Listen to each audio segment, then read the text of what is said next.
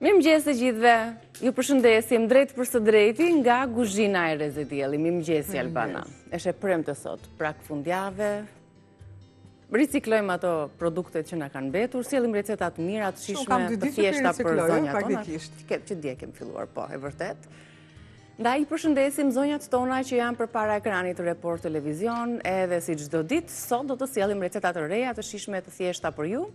Dhe pastaj do të ndalemi tek biseda jonë në këndin tonë të diskutimeve. Çfarë përgatisim si recetë të parë? Çfarë përgatisim sot? Një musaka me patate dhe me presh. Doni më? Kam dhe 2 receta të tjera, po kur t'i vi radha. Çfarë përmban musaka? Është tradicionale apo ke bërë ndonjë ndryshim? Jo, asnjë lloj ndryshimi, është tradicionale, është patatja nëse e kam mbuluar se i ka ardhur turp.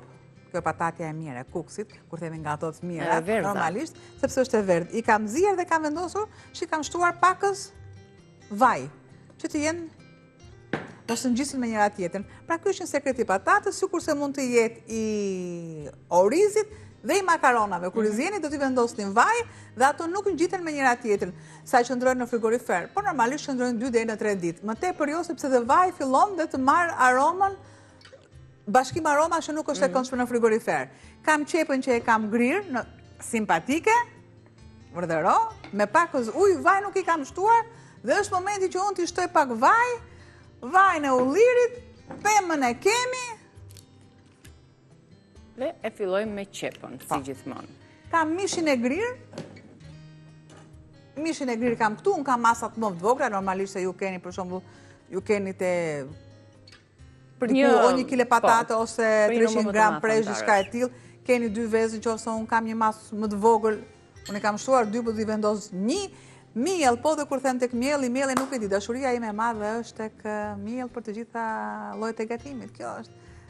Gjithë secili nga ne e ka nga një pikë të dobët. Ja, unë e kam këtu për shembull. Kur shkoj në shtëpi kam atë miellin për pica, po këtë ke sjell dhe këtu apo kam atë farinë hap në shtëpi. Asaj i bëj tarbjet. Atëherë këtu kam salcën e kuqe, por është fundjavë. Përse unë mos i jap një dashuri më të veçantë gatimit? Unë vazhdimisht nga hëna të premte e tillë jam, por, vendos pak ja. Ta i varin. Po do ta mbaroj unë të si do ta lë, dalë deri të hënën, shtonë e diel pushim. Edhe tek tava e djeshme. Po, që kështu do t'i shtoj nga i varin. Tjetër, çfarë më ka ngelur me Androniki? Kripa piperi, gjallë, sepse jep atë shijen e veçantë. Tjetër, asnjë gjë. Direkt në punë tani. Direkt do të shtoj mishin e grirë. Mishin e grirë, faktikisht duhet të jetë pak, është ajo masa e duhur, është masa e duhur. Por dhe unë, nëse kam pak mas më të vogël nga unë që e kam shkruar, mishin unë dua ta kem tamam të duhur, sepse preshi kërkon një trajtim ndryshe. Po ujë është, po dhe shije nuk është e ka të veçantë. Në bashkimin me mishin e grirë dhe patatin jep atë shijen e duhur, dihet më çfarë shije ka preshi. Prandaj dhe ne vendosim gjithmonë me mishra dhe rastet e rralla shumë që mund të bëjmë në një sallatë me limon, po. E përzijemi duke u bashkuar me të, jep më shumë shije. Po. Edhe me limon për shembull. Do patjetër një shoqërues të fuqishëm. Ti ke në dasma, burë grua që martohen dhe ke shoqëruesit e nusës, ke të shoqëruesit e dhëndrit e jo më gatimet që duan patjetër shoqërues. Po duan sinergjinë e tyre që të përthithen vlerat edhe të kombinohen shijet, aromat. Pra, po përgatisim për të gjitha zonjat që janë duke na ndjekur një musaka me patate dhe me mish të grirë. Albana i tregoi produktet që kanë në tryez, sipas gramaturave të tyre do t'i përmendim së bashku avash avash. Presim të kaurdiset pak, zbutet, të ndryshojë ngjyrë qepa, të kthehet ajo në ngjyrë transparente, po ashtu edhe mishi të zbardhet.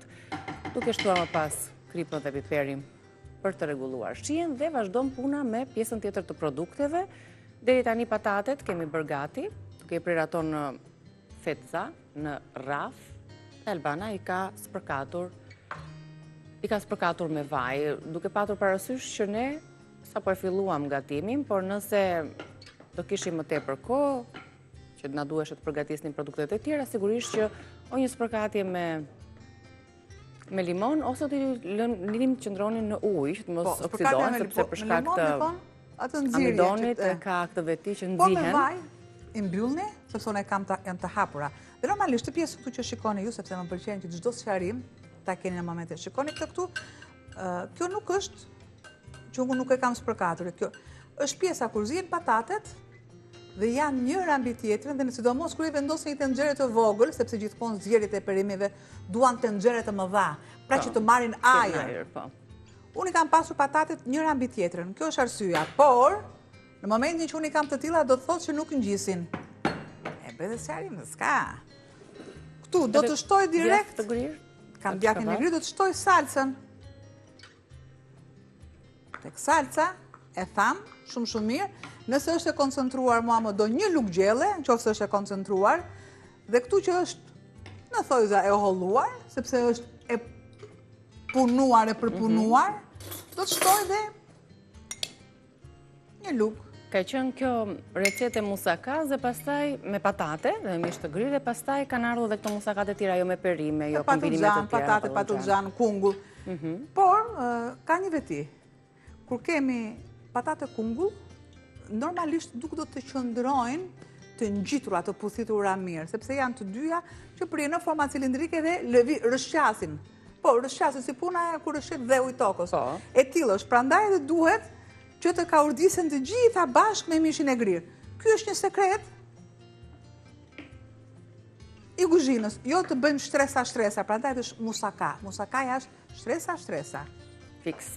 Kjo është dhe kuptimi musakas. Se ndryshe bëmin, thoshim tav me patate. Pureon. Tav me patate dhe me perime. Pas kemi pure... Turli. Jo.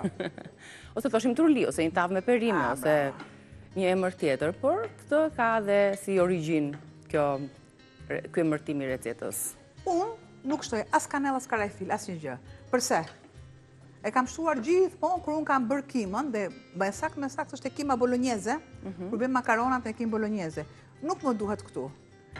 Për të vetmen arsye, sepse unë shtoj preshin.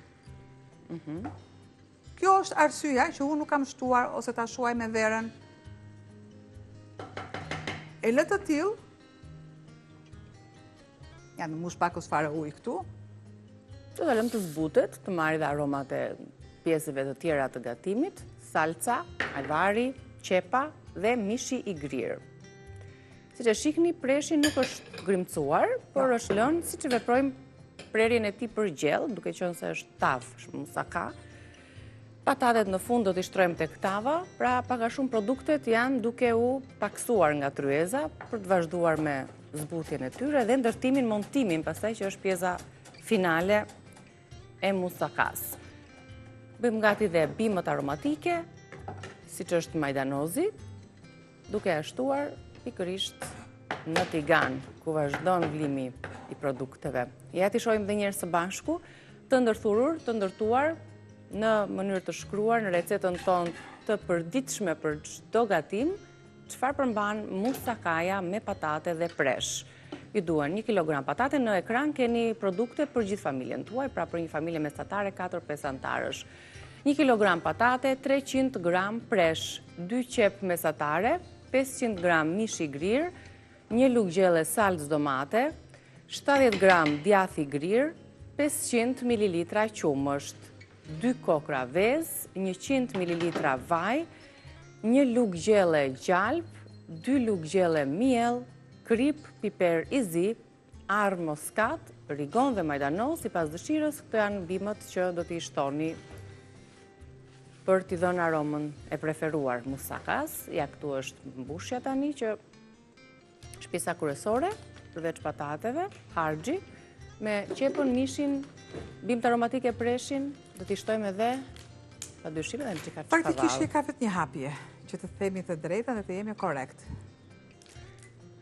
Por, unë jam dhe pas syze, pra shumë e kollajt, bën hapjen dhe mbyll sërish që mos të largohet aroma e djathit. Shtoj djathin kaçkavall.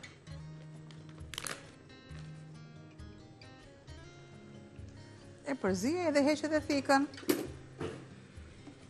Gërshërën. Shërben si kur i ngjit produktet aty me njëra tjetrën. Japin një super shije. Nuk i lë që të qëndrojnë kështu të shpërndara me njanë, kur i mbleth më mirë ky djathi. Dhe pastaj në tepsi. Kapakun. Marrim tavën. Sepse patatet e kanë marrë trajtimin e tyre. S'kam që ta trajtoj po tepër. Absolutisht, vendoset shtresa e parë me patate. Vaj. Mbushje.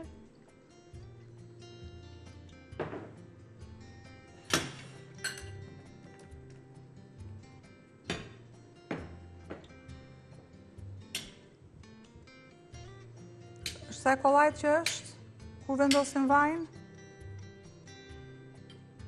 Pra dhe këto ishin dhe njërë të vluara, të zjera në... Shumë pak, ama shumë pak. Shumë pak. Sa të fillojnë atë zbutin, se pjesa tjetër do vazhdojnë në furr.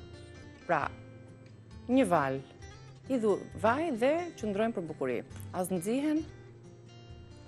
Ose po të doni ju, jam ndryshem edhe një taktik, po të doni ju. Po t'ju tregoj dy mënyra. Sepse edhe mua mënyrat, në moment kër i gatuaj, pa tjetër që më dhim. Po të doni ju, si që keni, mbushjen, shtonit e gjitha patatet radh, sepse patatet janë zjerë. Sipër, shtoni kremin e beshamelit. Pra ka dy mënyra, ose direkt në tigan, dhe për mua si Albana, po unë kam marrë një tigan vogël, sepse po të kisha një tigan më të madh.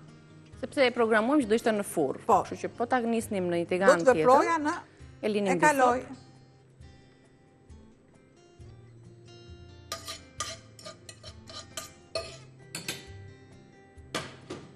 Bëj një shtrim.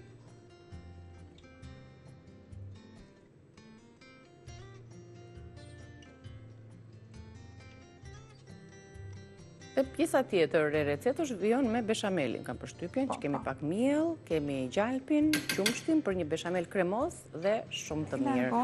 I vjen shumë mirë për shtat tavës me musaka, patatet dhe mbushja. Në këtë tigan, si që është?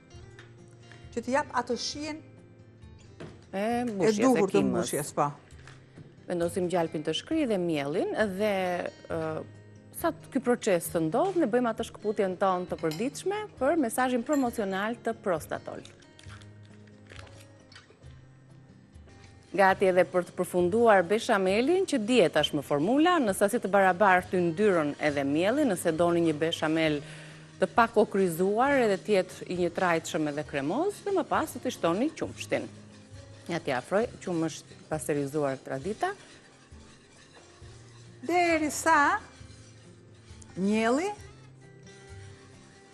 të shkëputet dhe të marrë pak sa ngjyrë dhe të shpërthejti gjitha aromat. Nëse mielli unë e kam të kokryzuar, normalisht nuk kemi një beshamel që ka shpërthyer, që është pjekur pak sa mielli, sepse mielli kërkon atë kohën që të piqet pak, por mos të digjet, mos të japi atë ngjyrën kafe.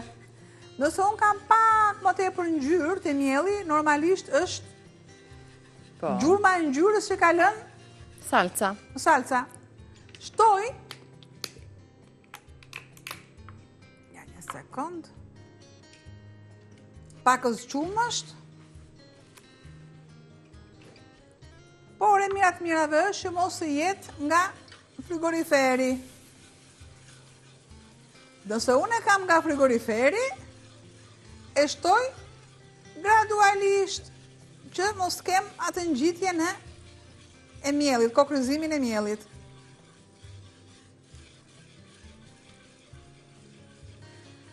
Pra del një si puna e shërbetit, që duhet e ngrohtë dhe e ftohtë, që nuk duhet këtu. Ja.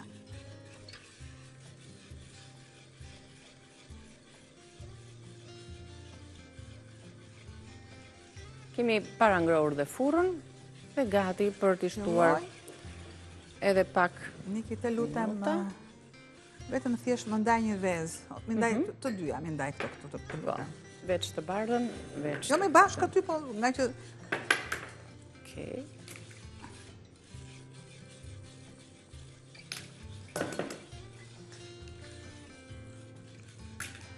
Nuk më duhet të jetë as i holl fare, as i trash. Shtoj arën e moskatit, arën mysht.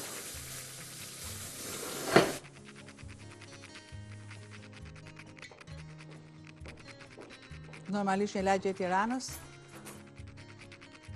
Për ura ka qënë pallatet e muskatit. Po jo, ato. Të lunshin duar të niki. Tani, ajo është pak e nxehtë bie, që ne ta... S'ka problem, sepse e kaloj në pakës qumësh dhe direkt marr vezën. S'ka problem, rrofsh.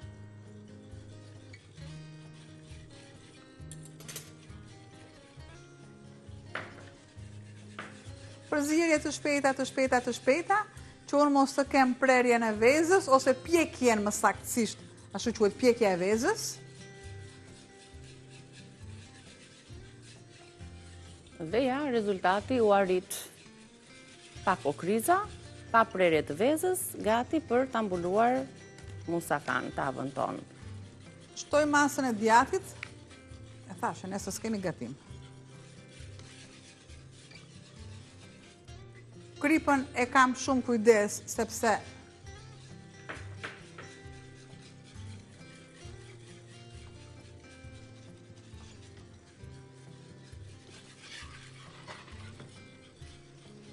pra, lëvizje të pandërprera tek tenxheri apo tek tigani ku përgatisim beshamelin, që të mos rrezikojmë kokryzimin. Ja shtojmë tani mbi kimën. Dhe do të depërtoj deri në fund. Duke u njomur e gjithë masa e patateve dhe mbushjes. Kjo e gjitha e largojmë. Faleminderit.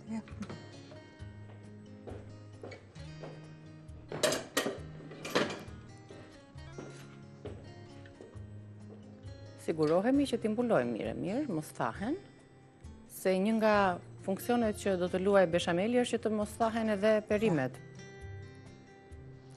Prandaj, përveç shijes që na jep. Them që duhet jetë, beshameli duhet jetë as i hollë as i trash, që të deportoj, sepse kemi preshin të gatuar dhe preshi ka një tendencë që gjithmonë rrëshqet. E marr dhe e vendos, ja si kemi, e marr dhe e vendos direkte në furrë. Në sa grad e kam te 220 dhe gradualisht e ul deri tek 200. Presim minutat që do t'i duhet tavës që të piqet dhe deri në fund të hapësirës tonë gatim do ta kemi në tryez të përfunduar, ndërkohë përmbledhim produktet edhe një herë në recetën tonë të shkruar, ndërsa në tryez do të vazhdojmë me produktet e reja për recetën e dytë. Shohim pak musakaja, çfarë na përmbante përveç se patateve, patjetër edhe mish i grirë, presh, qep, salc, djath i grirë, qumësht, vezë, vaj, gjalp miell, krip piper i zi, ar moskat, rigon dhe majdanoz sipas dëshirës. Ne përdorëm majdanozin e freskët. Kështu përfundon receta jonë e parë, ndërkohë do të vim tani me çfarë? Vim me dhallaniku. Dhallaniku. Dhallën lufra, do ta kemi aty. Një nga pijet më të mira që mund t'i pëlqej gjithkujt, edhe të shëndetshme padyshim, e lehtë. Të dyja variantet, ë? Po, e të dyja. Okej. Dhallanik, një recetë e vjetër tradicionale, ajo është dhall me ka dhe shika straveci apo jo? Unë prandaj kam marrë të dyja, po. Unë prandaj kam marrë të dyja që të ketë atë freskinë e duhur vërtet të dhallanikut. Jo kostin të marrun tani 500 ml kos, 500 ml ujë e ta holloj. Përse? Ja ku jam, kur kam shkojtë e burimi direkt, të të mush kanën ose shishën. Plus që ka dhe një tjetër... Një shije pak më ekstra, më të veçantë. Shije më dhallë, si themi ne. Çfarë përmban dhallaniku? Pra, nga dhalla do kalojmë në dhallanik. Kështu ja kam vënë emrin dikur ambisat, gjyshet recetës, dhe çfarë kanë bërë? Kanë marrë miell gruri, 500 gram, 1 litër dhallë, 2 filxhan kafeje yndyr, 100 gram djath i thërmuar, 1 kokër vezë, 1 cop gjalp i ngrirë, 1 lugë çaj sod, 1 lugë kafeje krip, 1 lugë kafeje sheqer dhe pak piper i zi. Dhallanik me shtresa. Dhallaniku gjithmonë me këto petzat me shtresat, po përgatitet fillimisht brumi. Qulli. Fura na duhet gjithsesi e nxehtë. Sidomos bile do ta ulet në pjesën e poshtme të rezistencës. Shtoj vezën. E shiko, kur veza duhet, sa kompakte që është. E shpërbëj me pakës. Krip, direkt vendos, pakës fare sheqer sërish. Do njëherë sod. Themi që mi të largoj unë ato. O, pa ja këtu. E përzijej dhe veza fillon direkt një aktivizim. Dhe kur të shtoj dallin, atëherë është ku është. To sa mililitrëshja janë këto paketimet? Njëra është 330 mililitrëshe, kurse tjetra e ka 400, po, 730, se kemi një masë më të vogël. Sa janë? Bashkë ato? Të dyja 730 mililitra. Ja, do t'i shkojta mamë gramaturës. Merë edhe një të vogël që të ketë më tepër freskim të kastravecit dhe në shkojnë fix. Për sasit që kemi, du të përdorim 500 gram miell për çdo përdorim, apo edhe mielli për pica mund të jetë efektiv për këtë recetë. Vezën, sodën dhe kripën. Tani, normalisht, një përzierje shumë e mirë.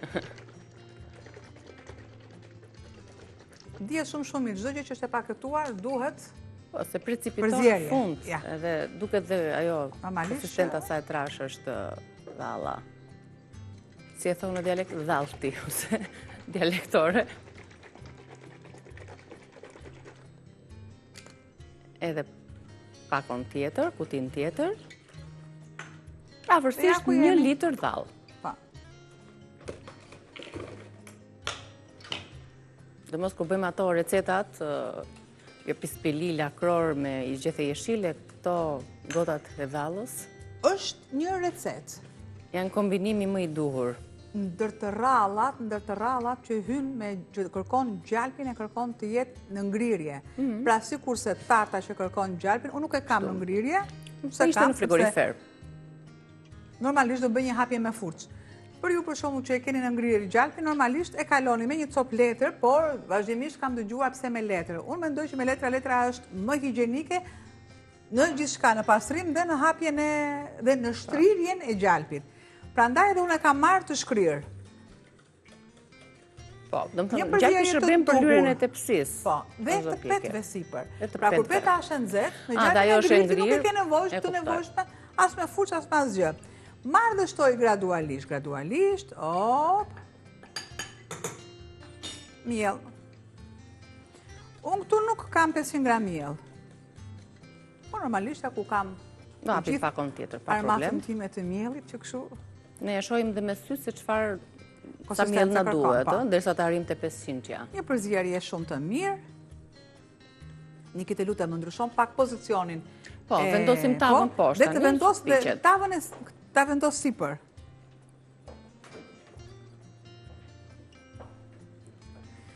Kjo ishte arsyeja që unë vendosa në një grad më të lartë furrën e pjekjes.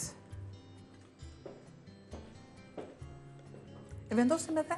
Po, edhe do nxehet pa ndyrë fillimisht tava, po e vendosim lart. Ndrohet që të filloj direkt pjekja në tavë. E krijon soda.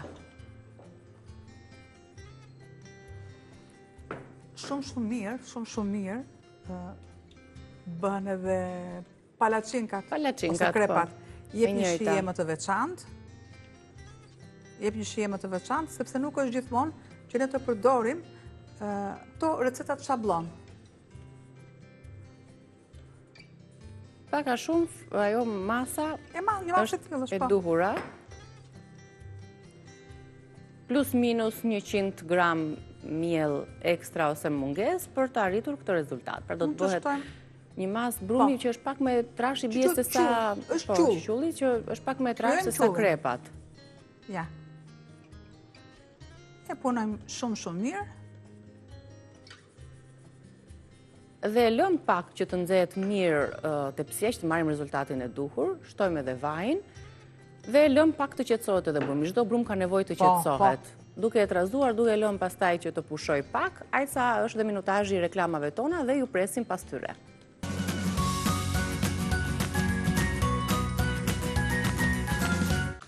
Jemi rikthyer për të vazhduar me recetën e dhallanikut. Brumi ka marrë kohën e vet, ka pushuar, është qetësuar.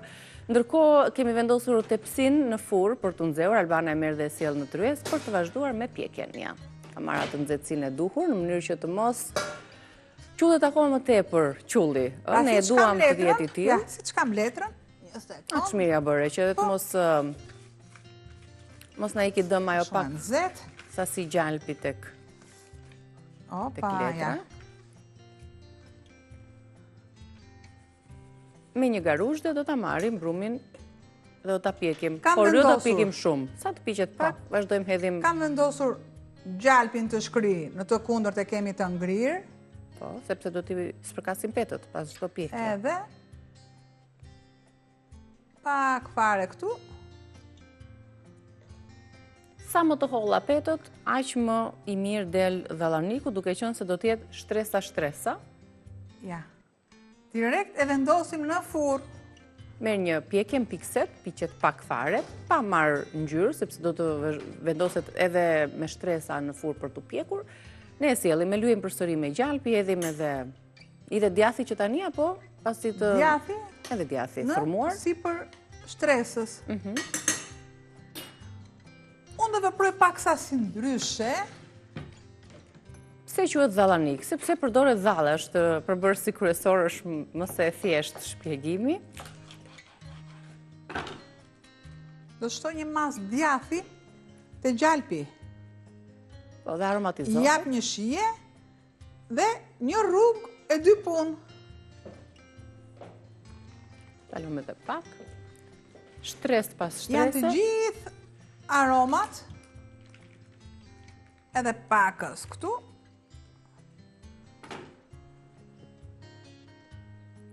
Normalisht do të ishte edhe pakës fare hudhra, të laj duart. Akoma dhe më mirë. Si ato palacinkat, pra e njëjta, duke patur parasysh përdorimin e një apo njërës apo tjetrës bulme, si petullat e fshira, që kanë sasi më të madhe hudrash, djathi, gjalpi, por që bëhen jo me dhallë, po me qumësht. Hudër të grirë në rende, dhe receta është e tillë. E shpejt e thjesht, tradicionale, i përket zonës jugut, Juglindja e bën këtë receta. Po, Juglindja. Dhallanikun. Kemi gatuar gjizanikun gjithashtu? Faktikisht, është një recetë që zonja Lefteri e qanë. Dhe ka dhe në librin e saj kësi recetë, pa tjetër. Dhe e përshëndesim zonjën Lefteri Gjosha. Thjesht, unë kam shtuar basën e hudrës më tepër, dhe nëse ju keni dëshirë, vërtet mund të shtoni pak kopër. E bën pak më të veçantë.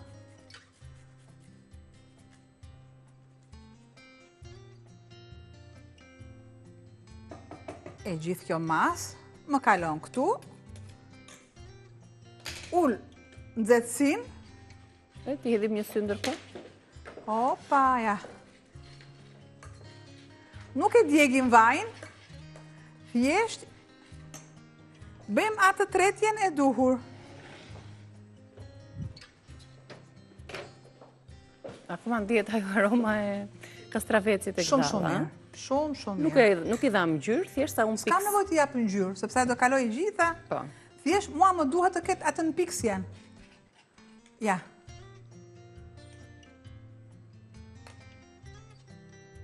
Normalisht. Opa. E spërkasim dhe gjalpi. Nxitova, një çik më i uruar, tha nxito pak, ja. Përzije i sërish, shikoni, ja.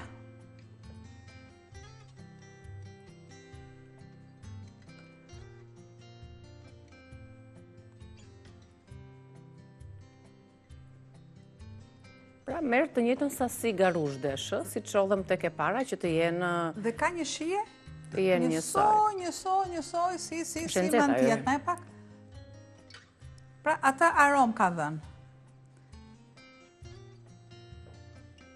Po, tash një mirë pak aromën e hudrës që e shtuam tek gjalpi, pak aromën e gjalpit, ka djathi brenda, aromën e freskuese të kastravecit nga dhalla që përdorëm 2 llojet e dhallës nga lufra, dhe er pas here duhet ta trazoni. Normalisht tani shtresën tjetër do të jap djath në sipërfaqe tani. Unë djathën të jap në sipërfaqe.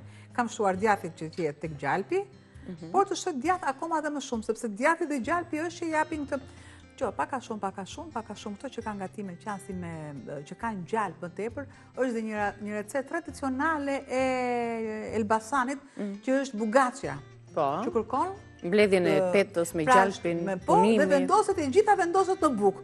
Kjo nuk ka bukën, por duhet të ketë gjalp edhe djath. Gjalpi duhet të jetë shumë cilësor, dhe ju e dini tashmë që unë produktet e mia vërtet i kam shumë cilësor, dhe prandaj shiko, sa e ka diferencë është ja. E lëm pak edhe më tepër në furr. Me një kafe unë tani? Patjetër që po. Po se më tha dhe goja, flit. U fik bateria. Vetëm ti hedhim një sy të gjitha kapsulave që i kemi ngjyra, ti sjell aty apo po qëndroj këtu.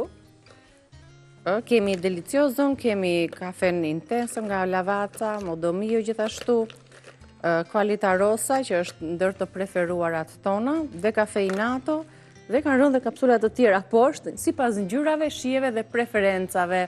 Është një kafe aromatike shumë e mirë, ndjellse, dhe ka një makineri speciale. Kjo e bën akoma më të veçantë Lavazzën. E sjell në Shqipëri prej shumë vitesh, ndërkohë sot dora ime kapi kapsulën Michelinën Delicioso. Ku shkove? Këtu janë. Dhe po e përgatisim sa ndërkohë bëhet gati edhe peta. Peta e dytë. Peta e tretë, me brumin që kemi, duhet të jenë besoj 7-8 të tilla. Ju në shtëpi do të kujdeseni që ti bëni akoma dhe më të trashta, më e trashtë jetë shtresa, aq më sy ka dhe aq më shije. Shtoj masën. Ndjekim pak procesin aty. Albana ka sjell procesin e tretë të petëve të dhallanikut, gjalp dhe djath. Hudhra gjithashtu janë tek brumi, djath do t'i thërmojmë përsëri. Dhe punojmë paralelisht. Pra shtres djathi dhe normalisht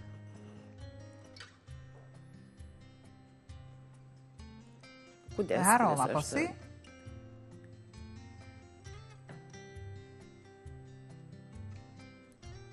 Sa më shumë rritani ai brumi dhe aq më i mirë bëhet. E marrë e vendos, shif, direkt në derisa të shkëputet shtresa me shtresën tashmë. Ky është qëllimi, që ato të jenë shtresa. Shohim njërë së bashku recetë të shkruar se çfarë përmban dhallaniku tradicional me shtresa. 500 gram miell gruri do të përgatisni brumin paraprakisht, 1 litër dhall, 2 filxhan kafeje yndyr, 100 gram djath i thërmuar, 1 vezë, 1 copë gjalp i ngrirë, 1 lugë çaji sod, 1 lugë kafeje krip, 1 lugë kafeje sheqer dhe pakës fare piper i zi. Përgatisni brumin, lyeni tepsin dhe shtresa i piqni. Tani kështu do të vazhdojmë në punën tonë. Pim dhe kafe, ndërkohë vazhdojmë të kemi garuzhet të tjera. Në YouTube-in tonë do ta shihni të përfunduar me foton speciale që përgatitet me shumë dashuri dhe të kuruar, pasi recetat përfundojnë dhe procesin termik. Të lumë shinduar. Përshëndetemi së bashku, faleminderit që na ndoqët.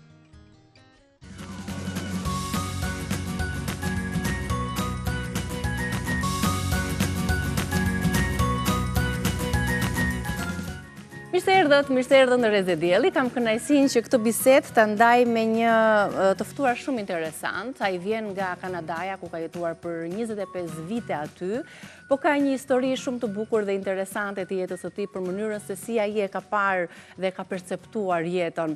Quhet Fatlind Melani, ka lindur në Peshkopi. Ai ka ndërthurur botën e shkencës, teknologjisë dhe spiritualitetin në një mënyrë të jashtëzakonshme. Vjen për një arsye shumë të bukur në Tiranë, në Shqipëri, për të na prezantuar një teknologji që është revolucion sa i takon ujit të pishëm. quhet uji revolucionar, uji i gjallë, uji i së ardhmes, mbi këtë praktik, mbi këtë teknologji inovative do ta ndërtoj çdo kush në mbar botën në të ardhmen ujin e rubinetit për ta kuptuar dhe për të bërë diferencën nga uji që ne konsumojmë në përditshmërinë tonë apo uji i bidonave plastik. Do doja të prezantoja, ta përshëndes një herë Fatlindin, mirë se erdhët në Lezi Dielli, kënaqësi që jemi këtu, do doja t'ju njihte publiku më tepër. Ju keni kryer studimet në Stamboll, apo jo, në 94-ën, në marinën detare turke, ku keni studiuar në degën e inxhinierisë elektronike. Dhe më pas gjatë kësaj periudhe ju ushqyet një pasion të veçantë, atë të flautit. Në konservatorin e Stambollit, dhe më pas u kthyet në Shqipëri, ku përkthyet librin Dituria, librin e famshëm nga turqishtja, duke filluar punë edhe në ëBob në Tiranë, apo jo, në këtë si instruktor. Më pas u zhvendosët në 2002 në Kanada, ku keni jetuar deri pak muaj më parë. Në Kanada keni dhënë mësim në institutin privat në Toronto, duke krijuar aty biznesin tuaj në fushën e dizajnit grafik. Keni hapur po në Kanada 2 gazeta lokale me fokus spiritualiteti, një tjetër deg që u ka orientuar dhe keni gjetur veten, duke ndërtuar aty një komunitet të gjerë ndjekësish. Më pas u zhvendosët në Vancouver, ku hapët një studio fotografie. Edhe kjo një tjetër pasion juaj, me fokus produkte të ndryshme butike. Krijuat edhe 10 grupe studimore metafizike, ku fokus kishin zhvillimi personal dhe ndërgjegjen shpirtërore. Keni prezantuar 2 ekspozita në portretin digital, dhe në ekspozitën tjetër, po në Vancouver, natyra e qetë në pikturën digitale. Pra, keni kaluar në shumë deg dhe fushat të ndryshme të jetës tuaj, dhe së fundmi, nga 2023, ju keni nisur bashkëpunimin që quani ju bashkëpunimin e së ardhmes, bashkëpunimin e jetës tuaj me kompaninë japoneze Inegic, e cila prodhon sistemin unik të njohur të ujit Kangen. Ky është uji i së ardhmes, uji që do të sjellë një revolucion në të ardhmen tonë. Ne do të flasim pas pak për këtë pjesë, sepse Fatlindi me kërkesën tonë, por edhe për ta prezantuar për publikun, na ka sjellë dhe aparatin, i cili nuk është fare i njohur në vendin tonë, ose shumë pak i njohur, sepse shumë pak muaj ka që Fatlindi e ka sjellë në vendin tonë. Funksionon në pika të ndryshme të botës, është një teknologji japoneze, në mënyrën se si ata e përdorin ujin, për t'i dhënë atij një vlerë të veçantë. Të flasim gjerë gjatë se çfarë ndodh. Më trego pak pse dëshiron të kthehesh në Shqipëri pas 25 vitesh jete në Kanada, ju jeni martuar me një japoneze apo jo? Well, ardha në Shqipëri, unë gjithmonë e kam pas plan që të vinë në Shqipëri. Nuk kanë qenë ato momentet e kthimit, nga që gjërat, i ndryshojnë jetë. Unë gjithmonë e kam pas ëndër. Me thënë të drejtën, janë shumë gjëra që kthehem në Shqipëri. Numër 1 e du Shqipërinë, do me thënë. Pas 25 vite shkëthim në Shqipëri, si të zhdukur Shqipëria? Super. Shqipëria pas ka evoluar jashtëzakonisht shumë. Jashtëzakonisht shumë. Si ke lënë ti Shqipërinë para? Shumë probleme. Ajo që actually më hoqi nga Shqipëria ishin dritat. Në vit 2001 unë po ndërtoja biznesin e grafikës, më hikshin dritat. Nisja punën, më hikshin dritat, ma prishi biznesin. Nuk isha në gjendje që të fokusohesha në punë, duhet hikja për jashtë atë meja transformator. U prish, dhe më thënë, nuk mund të parashikoja se sa larg do shkonte një gjë e tillë, dhe situata në atë kohë ishte shumë e rëndë në Shqipëri, dhe ishin ato gjëra që kisha planifikuar një për të bërë, dhe nuk shifja një terren për një gjë të tillë, ajo më shtyu që t'iki. Aty ke eksperimentuar në shumë fusha, inxhinierike, tek arti, flauti, piktura, fotografia, deri te parukeria, ku ke bërë dhe një kurs. Po, kam bërë një vit kurs. Parukerie, një vit kurs. Ke eksperimentuar dhe ku e gjen më shumë veten? Shumë pyetje e mirë. Unë fakt, fokusimin e kam pas në flaut. Actually, në Shqipëri, kur jam kthy në 1999, unë i bëj përshëndetje, actually, nuk e kam takuar akoma, Elvis Rudin, profesorit flautit në Akademinë e Shqipërisë, edhe atje është akoma Elvisi, shumë do të shkoj dhe ta takoj, po se kam takuar, ka kohë. Dhe ka ndikuar në këtë pasion, në këtë instrument? Edhe në Kanada, unë fillova një studim shkencor të flautit. Përmes teknikave të panjohura në të, mi po më desh shumë kohë, edhe situatat kërkojsh një qetësi, kërkojt një qetësi në ato studiet janë shumë të holla si studime. Edhe e mbajta për një periudhë kohë, e pastaj jeta ndryshoi shumë. Unë kam qenë student i Jani Papadhimitrit në Baroque Music, violinistit, mund ta keni dëgjuar. Ai jeton në Toronto, edhe kam kaluar shumë kohë me Janin. Actually, gjatë kohës që kam qëndruar me Janin, domethënë ka qenë eksperienca më e madhe se aksidentalisht ajo gjë më futi në artin figurativ. Interesante, në Toronto kemi punuar bashk, nëna e Janit është piktorja e parë shqiptare grua. Actually, ajo dhe motra e vet, janë dy motrat Zengo, njihen në historinë e Shqipërisë. Edhe mua Jani më dha që të bëj atë albumin për 100 vjetorin e nënës, edhe ne kemi edituar fotot, pikturat e nënës asaj po të prishura, i merrni me fotografi dhe i rregullonim. Ajo më futi mu në tjetër dimension, sepse Jani nuk është vetëm violinist, po ai ka shije shumë të holl pikture. Edhe ajo gjë më futi në fotografi. Po. Pra, ka shërbyer një moment, një rastësi që ty të ka drejtuar në një tjetër fush të jetës për ta eksperimentuar dhe provuar, duke patur një natyrë kurioze kam përshtypjen. Correct. Tregoni pak për jetën në Kanada. Kanadaja ka qenë shumë mirë, ku kam shku shumë mirë. Kanadaja është një vend shumë interesant, është shumë universal, sepse janë mbi 150 komunitete, që ti të bësh punojnë 150 komunitete bashk, është diçka shumë e vështirë, edhe shumë arritje domethënë në të. Megjithatë, viteve të fundit, sidomos mas Covidit, më ka ftohur një çik Kanadaja, nga që sistemet që janë krye, ajo më ftohi shumë, me të vërtet më ftohi shumë. Edhe ajo gjë më bëri që të afrohem me Shqipërinë akoma më shumë, Edhe... Të ka ndikuar dikush që eja në Shqipëri, se mund të investosh, mund të jetosh këtu, shtëpia ka ndryshuar? Ke mbajtur lidhje, kontakte? Kam mbajtur lidhje këtu, me një rreth vogël njerëzish, po klima ishte ajo që më dha tempon e parë për largim, sepse nuk arrita të adoptohem me klimën e Kanadas në tjetën kohë. Nuk arrita dot, është shumë... Ndërkohë, bashkëshortja ju është japoneze, apo jo? Ku jeni njohur me të? Duke mësu japonisht, ndodhi. Në Japoni, në Kanada? Në Kanada. Edhe të dy ne nuk e kishim qef Kanadan, lek në fund. Edhe ajo ka shkuar në Japoni, unë ka marrë në Shqipëri.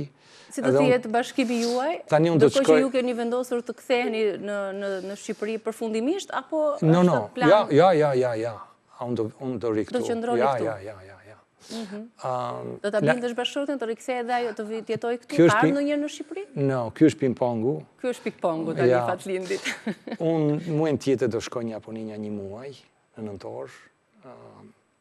Edhe ke një punë bindse për bashkëshorten. Edhe të shoh se si do të vinë. Gjithsesi do të vinë një herë do ta pëlqej shumë, besoj.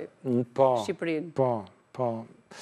Japonia është interesante, po ka mentalitetin komunist. Nuk e pëlqej Shqipërinë, me të vërtetë e pëlqej Shqipërinë. Unë mund të them këtë gjë që Shqipëria ka problemet e veta, po Shqipëria është e këndshme. Më vjen mirë ta dëgjoj këtë. Ja, Shqipëria është e këndshme, ja. Fusha e spiritualizmit, si u përfshive në këtë fush? Dhe çfarë transformimi ose çfarë ndikimi ka patur tek ju? Shumë. Ai që kur isha në Istanbul, kam ndërtuar shumë grupe spirituale në Istanbul, nuk i kam përfshirë në këto. A është histori më vete, nuk di se nga ta fillojmë. Po actually atje kam kontaktuar me një albanolog. Që njifte historinë e Shqipërisë më mirë se shqiptarët. Dhe ai actually, John White, ishte Amerikan, po albanolog, në Universitetin e Boğaziçi, në... Cili ishte arsye që kishte shtyr atë të studionte historinë e Shqipërisë, një amerikan? Nuk e di. Kjo është, këtu flitet për 1996-ën. After, gati 30 vjetë përpara. Nuk e di. Nuk e kam takuar për një kohë gjatë, po më kujtojtë shumë mirë Gjonin se kam takuar në arkivat e Stambollit. Më thotë mu arkivat e Stambollit kanë më shumë informacion për Shqipërinë se gjithë informacioni që unë gjej në Shqipëri. Që nuk çuditem. Edhe më tha, le t'i hyjmë bashkë. Po pse jo, dhe shumë autor shqiptar që kanë shkruar libra kohët e fundi janë referuar arkivave të Stambollit për historinë e Shqipërisë. Correct. Edhe actually në atë kohë, unë po përktheja librin Dituria, edhe desha, sepse historia e Stambollit tani është me Osmanlëngje, me gjuhën osmane. Gjuha osmane është me skriptin arab. Po. Unë do t'i hyja gjuhës, mi po s'kisha mbështetje nga Shqipëria, dhe më thënë, kërkova që të kem një mbështetje, se ai kishte akses në arkiva, se nuk është e kollaj të kesh akses në arkiva, se janë procedurat vështira për pasi akses. Edhe deshim që ta bënim bashkë, po nuk ndodhi. Desha me ndete actually në Stamboll ta bënim me të, po nuk ndodhi, dhe më thënë, si procedurë, dhe atje actually u njoha me një Amerikan në një shkollë private, Steven Voss, me cilin ne ndërtuam shumë, ai më ndihmoi shumë koncepte spirituale, më futin tjetër dimensione, dhe në atë mekanizëm kontaktova librin Dituria. Po, dhe për spiritualitetin do doja të të ftoja një moment tjetër, sepse dihet që ka shumë për të thënë dhe se si ai na transformon së brendshmi, edhe na zbulon, le themi, ato skutat e errta që ndoshta e kemi lënë pas dore tek vetja jonë, dhe është një, le themi, praktik që po futet gadal edhe në vendin tonë. Më trego pak tani si nise, si rre në kontakt me rjetin e madh të japonez të ujit Kangen, përpara se të kalojmë tek tryeza për ta prezantuar si aparat. Në 2009, me këtë programin spiritual, me librin Dituria, ne mbanim, si me thënë, tek convention, tek këto qendrat convention center, ku ne kishim shumë tavolina, këto janë më shumë expo, nuk e din Shqip tani. Tip ekspozitash që prezentuse. Expo prezentuse në food industry, në industrinë e ushqimit, në industrinë e ujit, më shumë me këto frekuencat e panaire. Gjithmonë kur ne kishim tavolinë e librit Dituria, Kangen Water ishte inside. Që të bëri përshtypje që është ky aparat dhe ky ujë ndryshe nga... Actually, një shoqe imja në grupin tim studimor, shkonde blen makinën. Ishte mosha e nënës time, edhe më thot mu, Linda më thot, Fatlin thot, Asgarit, burit asaj, po i nxjehen flokët.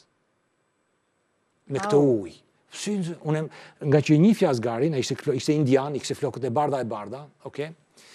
Edhe më thot, po i nxjehen flokët. Ja, Linda, po pse, po ky ujë, po kush është ky ujë, po është ky ujë, oke, shkova unë ta provoj ujin.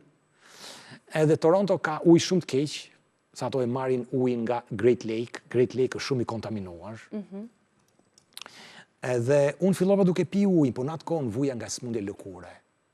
Kjo ishte një smundje lëkure, qysh kur isha 13 vjeç nuk ishte dhënë dum asnjë doktor, që unë kam qenë doktor nga Shqipëria, nga Turqia, nga Gjermania, nga Kanada, nuk i dhanë dum, edhe unë jetoja me një gjë, dhe ato kishin për hapje kishin dhe sekuenca që vinte ikte me, edhe unë e pija ujnë se më pëlqente ujë, po pasaj fillun të ndryshojnë dalja e kësaj, edhe u çudita, për 6 muaj mu hoqi gjitha.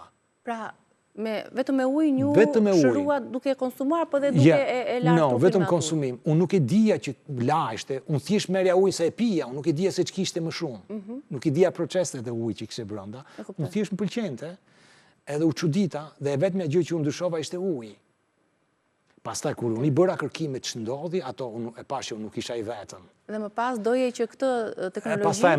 Pastaj e mora makinën në 2009, edhe the rest is history. Dhe le të shkojmë të tregojmë diçka më tepër se për çfarë ujë dhe çfarë aparati bëhet fjalë. Fatlindi e quan atë ujë së ardhmes, kështu e quan gjithë sistemi botëror që e përdor ujin Kangen, e po ashtu le ta quajmë ujin e gjallë. Pse do të quhet ujë gjallë, çfarë ndryshimi ka, le të shkojmë ta prezantojmë.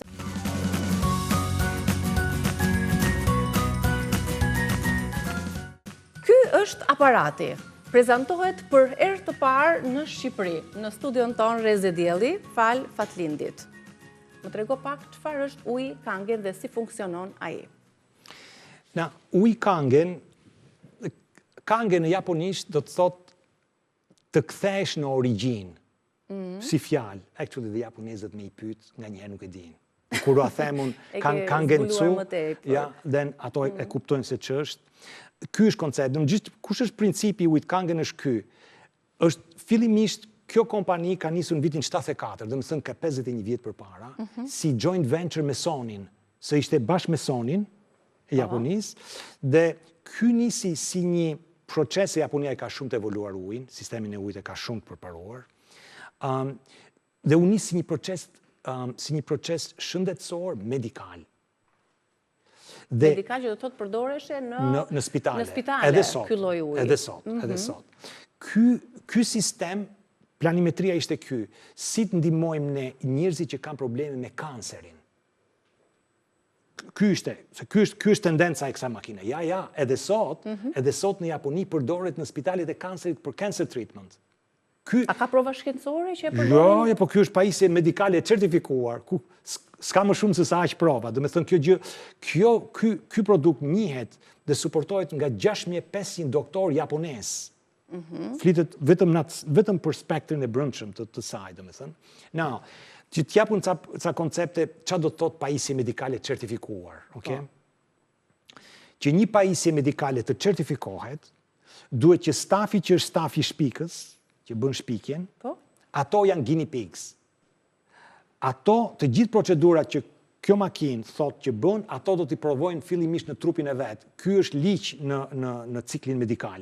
Ato nuk mund ta provojnë te ty si njëri normal në rrugë, sepse ato nuk kanë testuar që këto që thonë është e vërtetë, se nuk është certifikuar.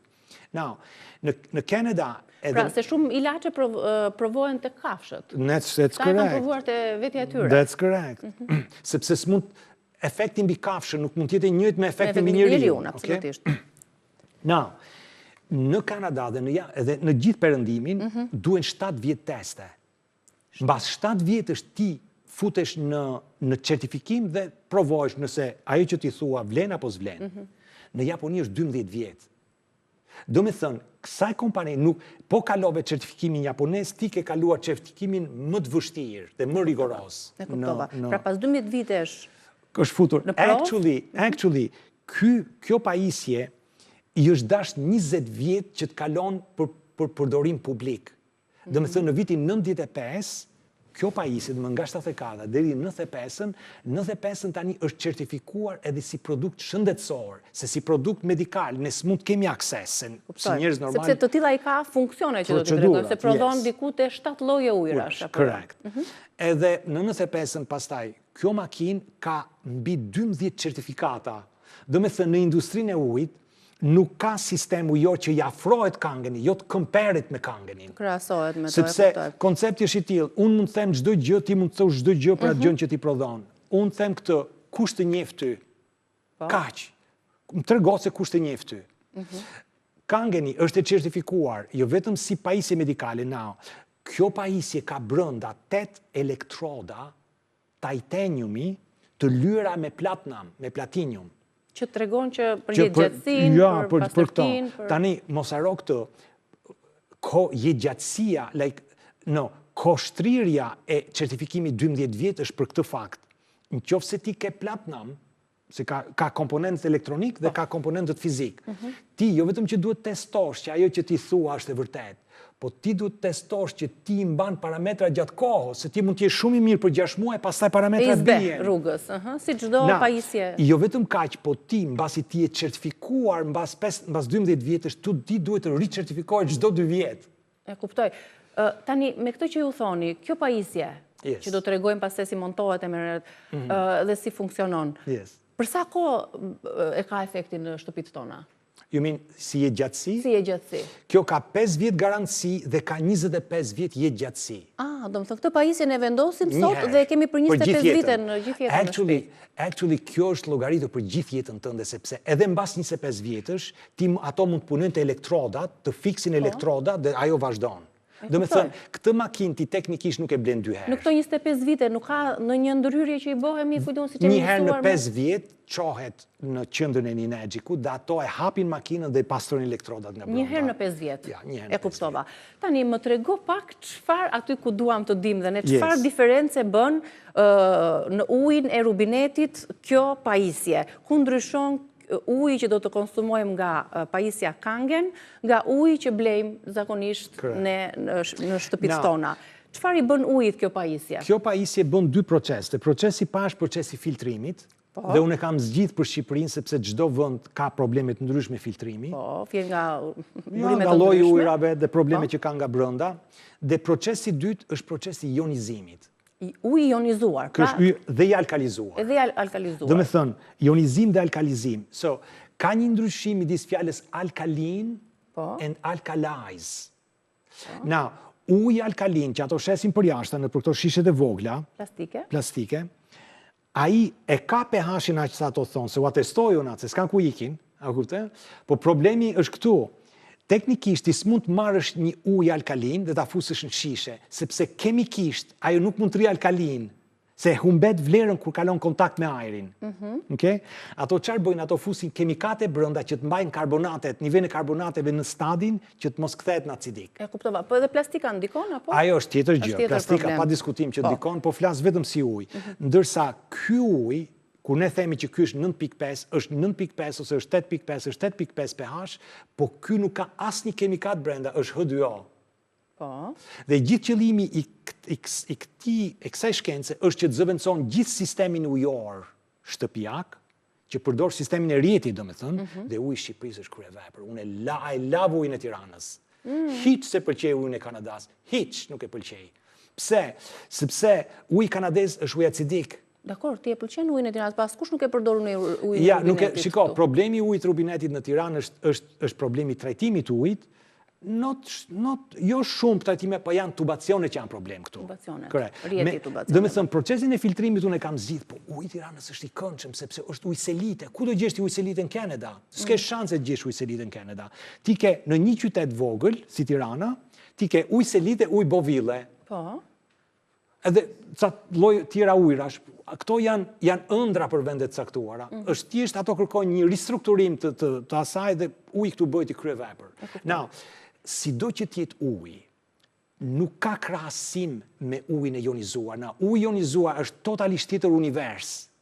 Sepse çfarë bën ionizim? Dhe mbas pastrimit futet në dhomën e ionizimit. Dhoma e ionizimit ka anodën dhe katodën. Dhe aty përmes një procesi intensiv të elektrolizës, me një high voltage, uji ndahet në ujin e sipërm, të kjo tuba e sipërme dhe të kjo tuba e poshtme e këtushme. Do me thënë, ky uji këtu është uji hidrogenizuar dhe ky këtu është uji oksigenizuar. Pra, ky aparati montohet tek rubineti, tek çezmat e lavamani, për arsye të ndryshme teknike, nuk arritëm dot ta montonim, ndoshta mund të jetë një herë tjetër për ta treguar, dhe më pasi montohet aty si aparat, ne do të zgjedhim përmes touchscreen, përmes ekranit, janë rreth 6 zgjedhje. Pra ky ekrani ndizet dhe ka 6 ose 7 zgjidhje me butonin përkatës, ne do të zgjedhim se cilin ujë duam që ky aparat të prodhoj. Dhe cilat janë llojet e ujit që prodhon Kangen? Kjo prodhon 3 lloj grup ujrash. Grup ujrash. Grup ujrash. Një grup ujrash janë për trajtimet brendshme. Now, edhe pse ti e pin si ujë, ti teknikisht ke pirë diçka që po ristrukturon të gjithë, po rikthen trupin tënd në stadin natyral të trupit tënd. Do me thënë, çfarë do të them me të është kjo? Uji ionizuar, që ta themi në simple term është kjo, çfarë bën? Ky që del këtu nga sipër, quhet uji hidrogenizuar. Po. Na, çfarë është uji hidrogenizuar është ky? Pse njerëzit për shembull thonë që ti duhet të hash fruta dhe zarzavate, që të bësh atë që quhet detox. Na e bëjmë detoxin me fruta dhe zarzavate të ndryshme. Na, le ta prekim vetëm pak se ç'është detoxi, na kemikisht ç'është në trup. Na, kur ne ham ushqim, trupi në organet tretëse dhe në zor krijon një që ndan ushqimin dhe del jashtëqitja, ato që do dalin jashtë nga ushqimi, mbetet në ushqimit, ai krijon një strukturë që quhet uji oksigenizuar. Çfarë është uji oksigenizuar? Këto janë jone. Janë molekula ujë të pa plotësuara, që në oksigjen ka një mungesë elektroni. Tani, kur kjo molekullë kërkon, se nuk është reaktive, very reaktive, po nuk qëndron dot në atë formë, ai kërkon që të plotësohet si molekullë, dhe ç'bën, ja vjedh elektroni molekulës që është në krah. Molekula që është në krah ka një mungesë elektroni, ja vjedh molekulës që është në krahun tjetër. Se është reaksion, kjo është si zinxhir, dhe ky zinxhir quhet zinxhiri i oksidimit. Kjo bën plakjen. Dhe ky është zona ku mikrobet, bakteria, viruset atje jetojnë dhe grojnë. Now, ç'ndodh? Ç'a ndodh kur ti han fruta dhe zarzavate? Si fenomen. Now, frutat dhe zarzavatet, pra në thonë ato, ti hash green. Po.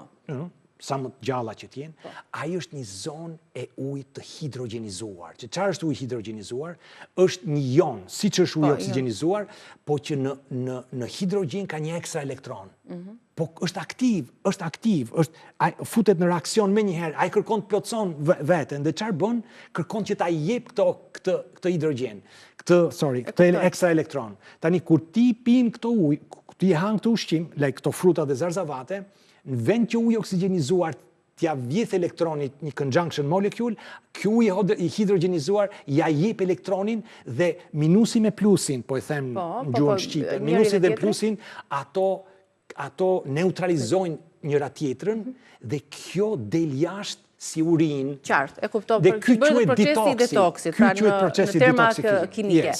Tani tham që ka disa lloje pH-e të caktuara sipas përzgjedhjes. Pra ata që do ta kenë këtë aparat në shtëpi duhet të mësojnë ka atë shpjegimin për katës. Ja, unë do ta bëj këtë gjë. Të ujrave që do të prodhoj ky aparat. Unë dua të di.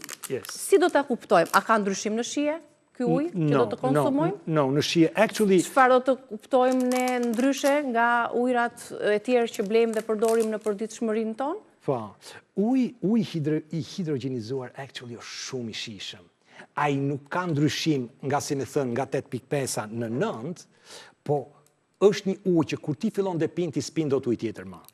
E kuptova. Tani, do të sqarojmë pak publikun, se për shkak se nuk arritëm do të montonim aparatin në Çez Monton, në rubinetin ton, Fatlindi shkoi dhe i mbushi në shtëpi, dhe ju kërkojmë ndjesë që kemi marrë në bidona plastik, sepse është vetëm aktualisht për momenti sa do të tregojmë, sepse dihet që uji duhet të qëndrojë në qelë, që është më i shëndetshëm. Dhe këtu kemi shënuar dhe llojet e pH-eve që uji kangen prodhon. Si do ta testojmë tani? Tani ky është uji 9.5, e kam shkruar këtu, me pH-in 9.5. Dhe unë do të fus këtu. Ç'do të thotë një ujë me pH 9.5, Fatlind? Është matja e hidrogenit në këtë ujë, të molekulave të hidrogenit në këtë ujë. Ju po thoni për përfitimet që ka uji i tillë, është një ujë që lufton inflamacionet e brendshme. Do të thonë lufton çdo lloj forme inflamacioni, artritis, smundje lëkure, se smundjet e lëkurës përgjithsisht janë të brendshme, ato dalin jashtë, okay? Pra deri në nivelin qelizor. Ja. Kjo lufton problemet për shembull me gastritin, sepse rregullon nivelin e pH-it në gjak. Shumë interesantë. Ky ujë rregullon nivelin e insulinës në gjak. Pa është çmenduri. Me ujë ti të rregullosh nivelin e insulinës. Unë kam fakte në Kanada, individ që kanë dalë jashtë insulinës, vetëm duke përdorur këtë ujë. Ky ujë interesante. Ky ujë është përdoret për individët që bien pesh, ato janë karakteristika tjera të ujit. Vetëm duke pirë ujë, natyrisht duke mbajtur dietë për fenomenet. Shiko, nga kalimi i një butoni te ky ekrani që do të shtypim butonin për të zgjedhur llojin e ujit dhe llojin e pH-it që do të përdorim nëse e kuptova mirë. Pra nëse do kalojmë nga një pH në tjetrin, a duhet që ky aparat të bëjë një lloj pastrimi, pra që mos më përzihet uji i parë me ujin e dytë? E vet pastron. Po shiko, uji që gjendet para prak aty është shumë i vogël. Ka shtasi shumë sa e shfleshen me njëherë, sepse nuk është ujë që rrin. Kjo makinë prodhon nga 2 deri në 4 gallone në minit, që i bie 5 deri në 7 litër në minutë. Do me thënë, uji duhet lëvizën, kjo makinë nuk përdoret për ujë të ndenjur. Uji duhet lëvizën. Pra, ky aparat ka aftësinë të pastrojë ujin e rubinetit dhe të na e pasurojë atë për të na bërë më të shëndetshëm sipas llojit që ne duam. E kuptova. Tani, cilat janë provat që do të tregojmë për pH-in edhe ndryshimet që kanë nga njëra tjetra? Ky uji këtu... Ky është 8.5? është 9. Pra, si pas pH-it, ndrysho ka edhe lloji dhe qëllimi që ka uji në trupin tonë, në organizmin tonë. Arsyeja pse janë, për shembull, me 8.5 dhe 9 dhe 9.5, shkenca nga mrapa është komplekse. Pra, si pas funksioneve që ka, ashtu është dhe pH-i. Ja, ka individ që nuk e suportojnë dot 9.5-ën. Ka individ që nuk e suportojnë dot 9.5-ën, apo suportojnë shumë easy 8.5-ën. Po, mund të ktheheni pak që të shikoj kamera. Është...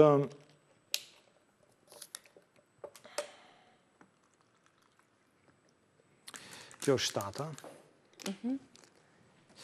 Kjo është 6-a.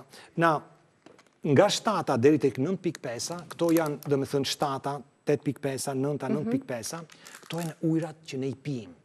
Po, për këto janë trajtimet ujrat që do të përdorim në përditshmëri. Tani bashkë me aparatin, di që kompania sjell edhe këto ngjyrusat, pra çdo individ në shtëpi do t'i ketë këto? Ja, ato janë testuesat. Janë testueset, pra kushdo mund ta bëjë testimin? Kushdo mund ta bëjë testimin. Cilin ujë do të shtojmë që na ka mbetur? Tani do të shtojmë 6-ën. 6-a është këtu, pra uji me pH-in 6. Për çfarë përdoret uji me pH-in 6? Uji me pH-in 6 është për përdorim për skin care, për lëkurën. Për fytyrën.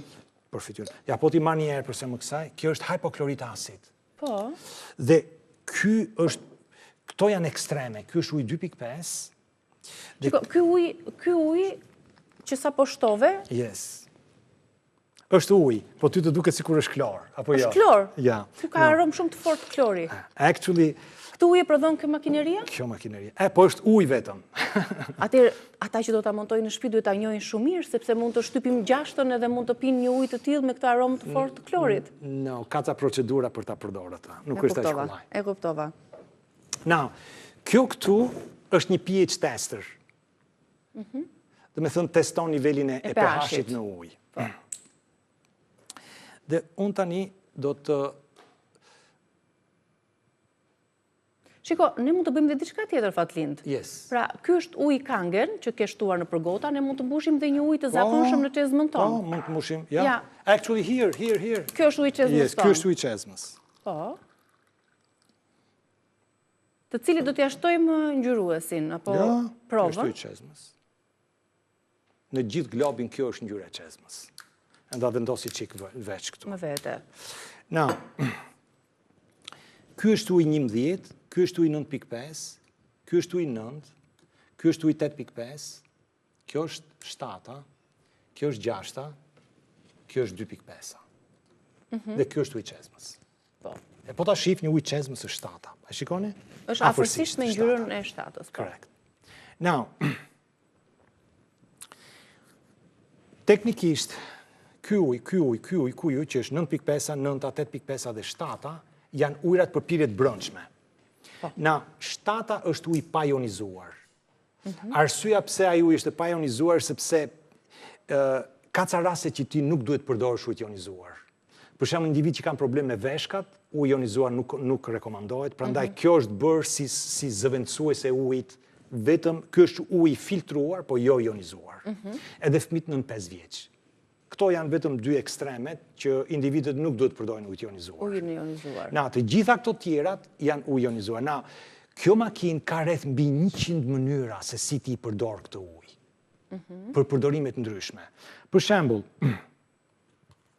le ta supozojmë... Na intereson mirë që more domate, na intereson se si nëse ky ujë bën ndonjë magji tek larja e frutaperimeve, për sa i takon pesticideve dhe herbicideve të përdorura tek peribet dhe frutat. Dhe frutat, ja. Lej, ky ujë këtu, Kangen 11-a, ka një serial përdorimesh. Ky ujë, për shembull, përdoret për individët që kanë probleme me gjumin.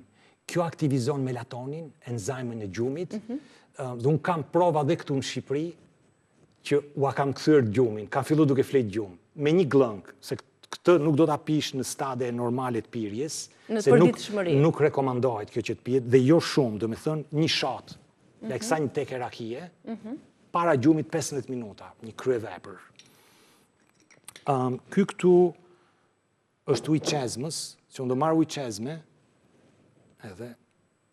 Atër, Fatlindi tani po bën një test për larjen e domateve pomodor. Ky ujë 11 përdoret... Që është super alkalin, apo jo? Që është high alkalin, po. është alkalin i lartë. Përdoret, ka një vetje shkrirje të vajrave. I shkrin vajrat. Do me thënë, kur ke barbecue, e pastron gjithë barbecue-n dhe nuk ke nevojë të përdorësh kemikate. Për shembull, unë mund të përdori 3 ujëra këtu, që të heqi gjithë make-upin tënd. Vërtet? Pa përdorur asnjë kemikat, asnjë lloj kemikati. Actually, do të çoj një video. Do të çoj një video që një grua janë 10, ti shko online dhe type Kangen Water 11, like make-up removal. Just type it, e kupton. Pra si vetëm me ujë pa sapun. Pasni dhe ta pastron në një stad aq të holl sa ti çuditesh. Po që ta pastron, po që të rregullon edhe nivelin e pH-it, sepse të lëkurës, se ti du ta pastrosh, po du t'i kthesh gjërat në vëndje. Dhe për të do përdorësh 2-shin, 6-ën edhe 11-ën. I bashkon të gjitha, të treja? No, i përdor në sekuencat ndryshme. E kuptova. Sa di par hapi 2 me radhë. That's correct. Now,